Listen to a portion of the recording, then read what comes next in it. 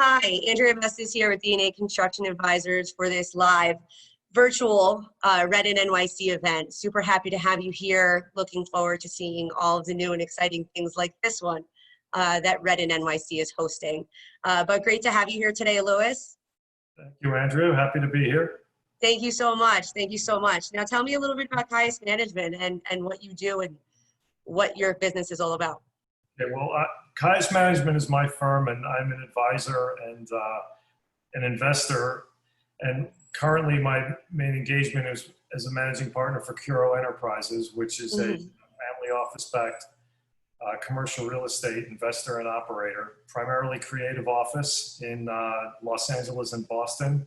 And we are currently down to the last few assets in the portfolio because we've been selling out since about late 2018. So we've started an exit, and now it's looking forward. The family office that was engaged there really no longer wants to be in direct real estate, so they've moved to asset strategy. So now I'm actually engaging other multifamily offices and family offices to find new deals, since it looks like there's going to be a little bit of disruption coming up now after this whole pandemic. So it's an interesting. That's a good opportunity, right? A lot of people are seeing it as such. They're seeing it as a window to get a good deal, right? Absolutely. I mean, it's still kind of in limbo right now. It's going to take another 6 or 9 months before I think we start seeing transactions really happening again. But certainly a time to be kind of hunkered down and doing a lot of analysis and preparing yourselves for the areas you want to maybe transact in.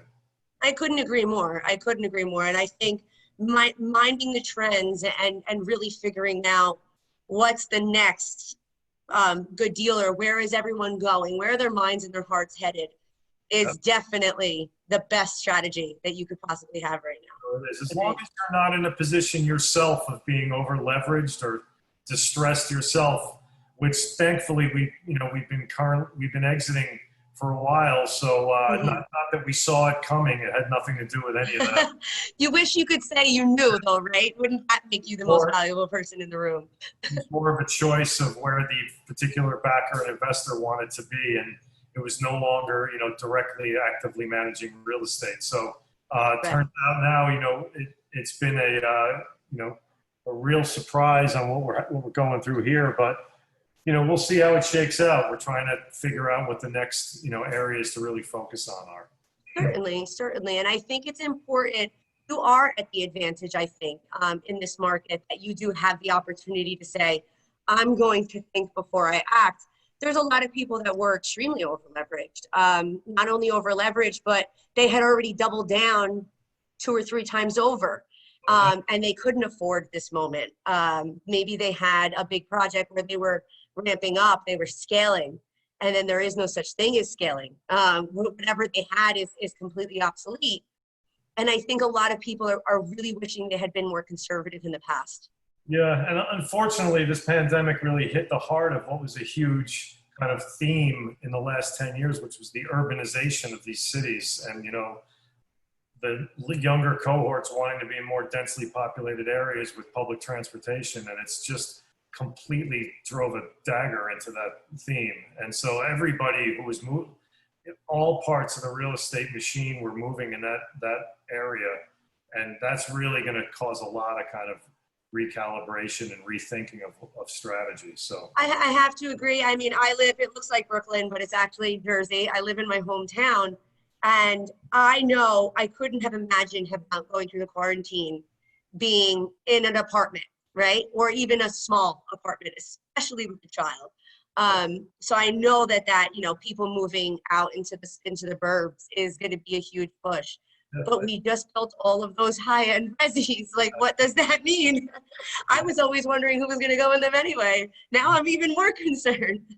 It makes it a lot more of a challenging sale. There's no question about it, with the inventory that's coming out. I mean, even in the hotel market, I know hotel rooms, I think online by the end of 2020, early 21, we're going to be 15% more inventory of hotel rooms just in Manhattan. So that in of itself, I think, is going to be another area of big problem. So I totally agree. So one of the things that I've been doing is working really closely with small businesses. What advice would you give to contractors B2B and B2C on the resi and commercial side. What do you think they need to know to get your attention? Well, I think, I think this time, it allows you to kind of reconsider your pitching and how you're going to promote yourself to new business. And how we've always kind of approached contractors has mainly just been by quality references. So I would, if I were in a position such as one of your network of clients and that, I would be looking really towards building a fresh reference list of architects, past developers, and maybe, really high transaction brokers that, control a lot of a market that you're interested in or that you have a expertise in, and really refresh that list, make it current so that you have a ready list of references. So that would be the first thing. The second thing I think would be maybe develop like a history of where your projects have come in or under budget, because that track record, that would be the track record that, a firm like mine would be showing how we hit certain hurdle rates in terms of our investment returns. Absolutely. So that is like, that's kind of treating yourself like you're your own business operator and your own trying to generate hurdle returns so that your clients benefit on their hurdle returns. And that's definitely the most important thing for us to see, that when we're going to engage a contractor, that we are confident going in that they're going to come in and under budget. And knowing that they have a track record of doing that, it makes you feel a lot better, especially if you haven't done any business with them before. Understood. And as third, as part of that whole kind of revised pitch, I'd show a few case studies of particular problems or examples during that construction phase that maybe you had to value engineer to get it in under budget, and how everybody was happy with it, whether it was a different kind of finish on an exterior of a building, or a different approach to deal with not moving a wall, or some sort of, interesting creative. Any site conditions and how they modified in order to meet those site conditions. Even changes in schedule. I think that is a big time, it's cost a lot of money, changes in schedule. Exactly, and being creative on the fly and not, sure. Those are the three things I think that we really look for. Okay. That's a really good point, because I've done a lot of commercial capital projects that are being done in active buildings, whether it's replacing turnstiles or sprinkler modifications, and it's what you figure out how to get around that really makes you the better sub than just what your price was when you walked in. If you were going to start hitting people with ridiculous change orders day two, you didn't do anything but just fake, you manipulated the situation because you knew you were going to, bill them later on the back end. So yeah, I completely agree. I mean, look, change orders happen. I mean, that's not something that, everybody understands that. But I think, going in knowing that person has, or that contractor or that partner that you've brought in to do your construction has had a history of hitting in and under budget, would make you confident, even if a change order came here or there, that ultimately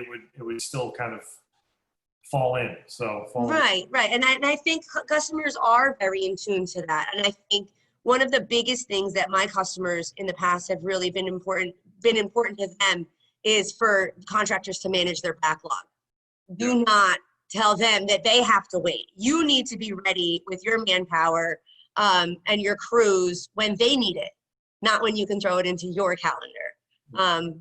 I think there's not enough companies that have ample staff in order to be that responsive for their customers. And I also think that, a developer owner, whether it's a renovation or a full development, that I think they do look to the construction company to advise them on maybe things that they should avoid, because that has a potential of becoming very expensive, or maybe it's not worth it. We have these types of things that are alternatives, and maybe the contractor at that point, it may not be as high margin of a project within the larger scope of things, but ultimately they're benefiting by getting the owner, a better cost and making their budgets in line so that they make money and everybody's happy, and that will ultimately work down the road for that contractor to show that they're, looking forward and looking ahead out of the benefit of their partner or developer. For sure. And I think you made a good point too on the value engineering. If the mechanical engineer sends the drawings that look a certain way on the MEP, but you have a better idea, the mechanical engineer still has to approve it, but you should make that recommendation. Don't just bid plans and specs. Yep. Innovative, come with your suggestions, come with, a scenario that you might have just tackled that saved another customer money. People want to hear that even if they're not the low bidder. No, absolutely. And I think it's all about communication ultimately. Mm-hmm. Agreed. Have good communication and your contractor is not over promising and under delivering, and you guys are communicating and girls are communicating based on, daily kind of flow. And that's really ultimately what's going to get the project forward and get done. I agree. And then what do you think, and I hate even having this conversation, post-COVID, what do you think the innovation is? What do you think the trends are? Aside from people moving out of New York City, what do you think we can anticipate from developers and from the New York City market?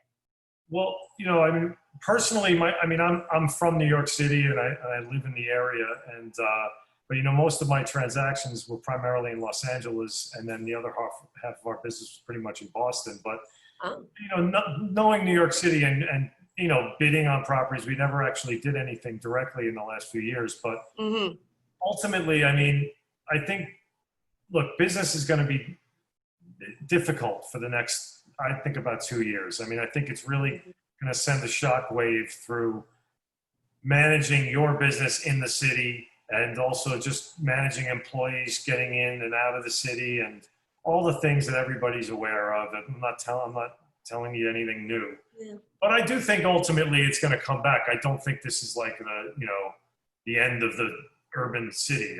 Would you liken this to 2008? What's that? Would you compare this to 2008? Do you think it's going to mimic a lot of those trends of that time period? Yeah, to me, it's kind of a combination of 9/11 and 2008. It almost felt like a natural disaster in a way. And I know a lot of families moved out of New York City after 2000, after 9/11. But yeah, look, there are so many things about New York City as a global kind of metropolis and gateway city that is always going to, attract and reinvent itself. So. But, there definitely are some challenges, in not only from a political standpoint, but as well as from this health standpoint, and just the way these things are presenting real obstacles for things to be moving forward quickly and back to normal, more so than any other parts of the country. So how I see it really is that, I think that, high-end residential is really going to be difficult for a while. And it really got very, it was already struggling, and now this is just another reason to really recenter what that real strategy is. But really what it comes down to in terms of in real estate transactions in general is lenders, and where are the lenders going to be? How easily are they going to come back and want to lend at a 65%, 70% LTV without some sort of onerous reserve up front, whether it's an apartment building or a hotel or an office building? That's really, and that remains to be seen. We have not gotten through the forbearance periods or these reprieves and all these kind of adjustments that have been made. But I think what's going to happen, and I'm not the first one to say this by any stretch, but you're going to start to see by October, November, lenders getting impatient, and some just don't have the ability to restructure the loan, and they're just going to have to either, whether it's a special servicer or someone else, just have to exit and move on. And that's when I think the first couple of big transactions and things, and the new tone of where the market's going to go is going to start to be set. Yeah, I agree. I actually just read in a pretty interesting article in the Real Deal that was, what's the crystal ball of the commercial real estate industry? And, they actually went to SL Green, Paramount, and RXR. And I was like, well, those are the ones that would impact my business the most. Because those are people that I've been dealing with for, 90% of my career. And, it's like you just don't know, right? Is it going to be like 2008, or is it going to be more like, 9/11? Is it going to completely negate, commercial office space? Because at this point, everybody I know thinks that they're never going back to their office again. And I'm like, no, at some point you're going to go back, like people that are outside of our business. No, but But people are saying, the flexible office space, that, the open floor plan. Yeah. Are all those things gone forever, like because of this? I don't think so. I mean, I just think that, there's going to be a time where they're completely out of favor. And I think once the virus runs its course, and or a vaccine or some sort of real effective treatment comes out, and, we're starting to see, I mean, there's definitely spikes in cases, and there are some more hospitalizations, but I mean, it's just a function of the virus continuing to spread. And I don't think that really was a surprise. It's just that people were so used to getting these numbers down because everybody was sitting at home. But I don't think I think that there's going to be a big pause, and that's going to cause some reflection on how office space is used, and maybe terms are going to be shortened, and there aren't going to be 5 and 10 year standard terms, or even longer. Maybe now there'll be shorter terms, especially for smaller tenants and things. But I don't think that people aren't going to go to offices anymore and all that stuff. I mean, that was the right answer. Thank you for saying it out loud. That's what I think. Everyone's just thinking it's over. We just all work from home now, and that's not realistic. No, and I mean, for example, my daughter just started a job today. I mean, albeit it's in Paris, France, but it's. I was going to say, she's in Paris. She's working there? I thought she was just vacationing on your time. She started first day in the office, and she said, France, strangely enough, Paris is not, it was hit pretty bad, but not like New York City. Right. But they've come back pretty quickly, and it's not terror over there. Right. Recognize that, okay, there's a virus, people are getting sick, but you know what? We're going to continue to go. But they've given her the option. Right. If she wants to work from home, she's fine to do so. But they would like her in the office at least, a week or two a month while she's, getting her training going. For sure. So, I mean, that I think, and then ultimately that once people start getting more comfortable in the office, I think it's going to be a little less tolerant to be spending 2 weeks straight at home. Just doesn't make sense. I couldn't manage somebody that I never saw their face. Like, absolutely not. Look at me. I couldn't even figure out how to start a Zoom meeting without Marissa today. Good point, right? Yeah, exactly. Especially training people. So yeah, I agree, and I couldn't possibly agree with you more. And I think it's reassuring news. There are technologies coming out, and they should be implemented, but they should be used as long as they're necessary, not necessarily throwing away everything that we know, right? There are certain reasons that businesses run certain ways, and occupying your office with the people that are part of your team is necessary, I think, for the emotional, the camaraderie of institutions. I mean, every enterprise has its culture, and you're not feeding the culture very well remotely. So. Yeah, I agree. But I mean, look, either way, I think that, it's a, it's going to ultimately, I'll go back to it again, it's ultimately going to come down to the lenders and when they feel comfortable again. I mean, you could have tons of private equity players, tons of developers ready to get back in, but if the lenders are not still working out a whole bunch of legacy messy loans that they underwrote at the last, quarter of 19 and into the first quarter of 20, that's going to hold the market back. So you got to keep your eye on the lenders and that activity and how they're, talk to your lending partners and their friends, keep in touch with them and anyone and try to feel out how they're feeling, because that should be the first indication that things might start coming back. So that's the way. I agree. And I work with a ton of owner landlords, property management companies, and they're really waiting to figure out what their tenants are doing. Yep. So once they figure out which tenants are going to default and move and reduce size, then they can figure out what they have and don't have. And then they can figure out what contractors they can award projects to because they don't know their occupancy. And I think that was very similar to 2008 in that, you didn't know which company was going to drastically change out from underneath us. And some of your largest anchor tenants might be non-existent after this. We don't know how every single business is truly going to be impacted or not impacted. And I think that's what a lot of the property managers, the property management companies are trying to figure out in order to give accurate information to the lenders.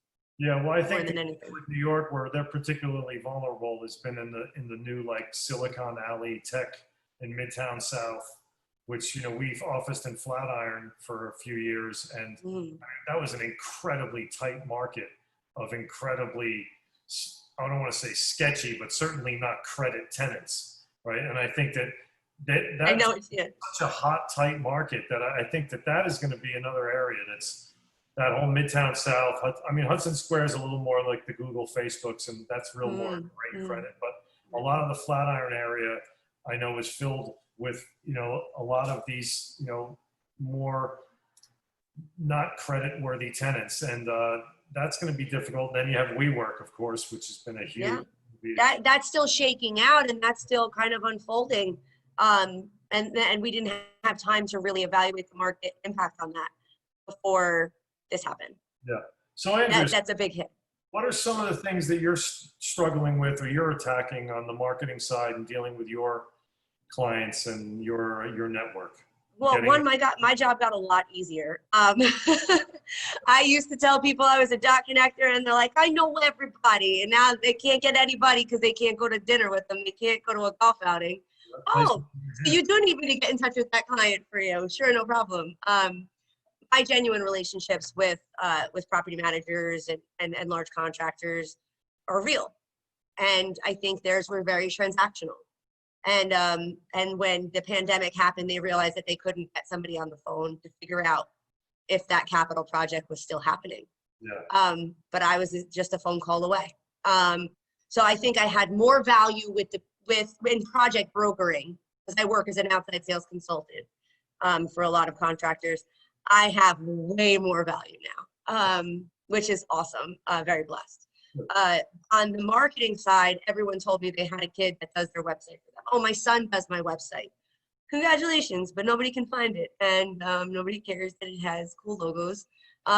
You need to be findable. You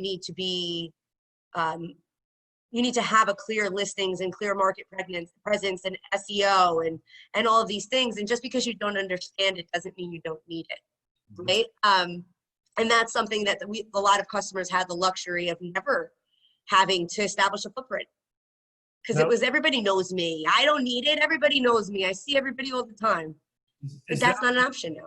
Is there a particular asset class that you specialize in with contract? Is it residential? So I focus a lot on the project brokering. I deal with commercial office space contractors, open shop and union, on mostly the MEP, but really all of the trades up to the smaller GCs for interiors.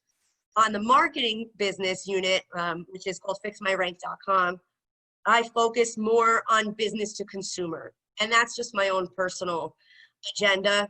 I felt like there was a lot of contractors that didn't know where to start, and their businesses were going to close if they didn't fix it and get the leads coming in, get the word out to their customers of how they could help them during COVID.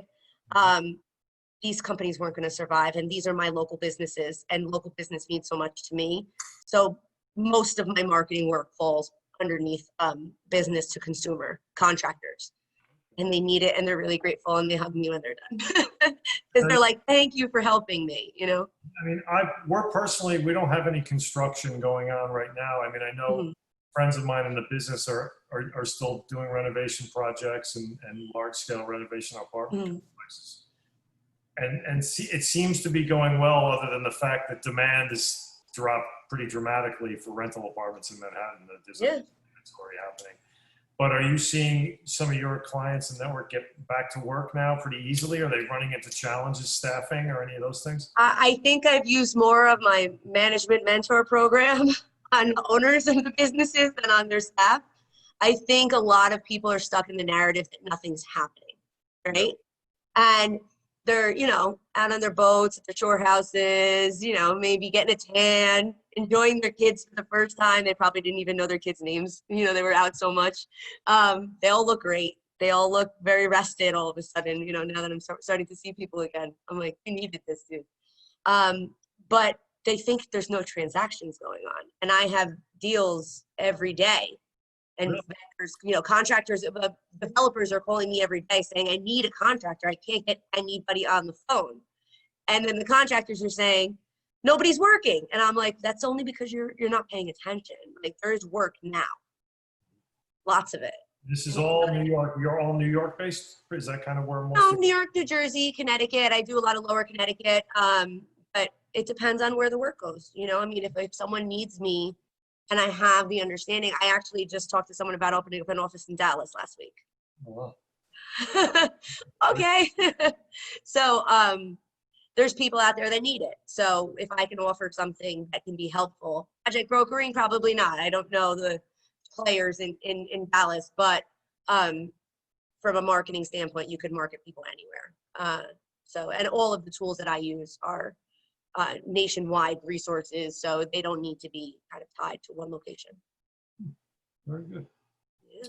So, anything else that we want to discuss? Yeah, that looks like a really nice bike. What kind of bike is it?